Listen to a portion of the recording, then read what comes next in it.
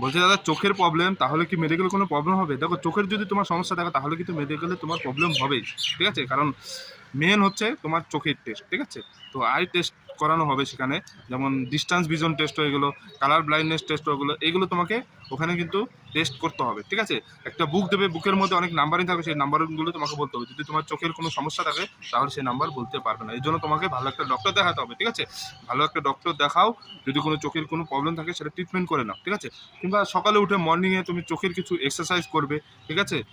চোখ বড় বড় করে এইভাবে তাকাবে, চোখ আপ ডাউন করবে, চোখের মনিটা সেলফ চোখের মনিটা আপ ডাউন করবে, তারপরে লেফট রাইট এরকমভাবে অনেক চোখের এক্সারসাইজ আছে, সেগুলো ধ্যান দেবে প্রতিদিন সকালবেলায় করবে, ঠিক আছে? তারপরে যদি তাতেও যদি তোমার সমস্যা ঠিক না হয় তাহলে ভালো একটা ডক্টর দেখিয়ে নাও, ঠিক আছে?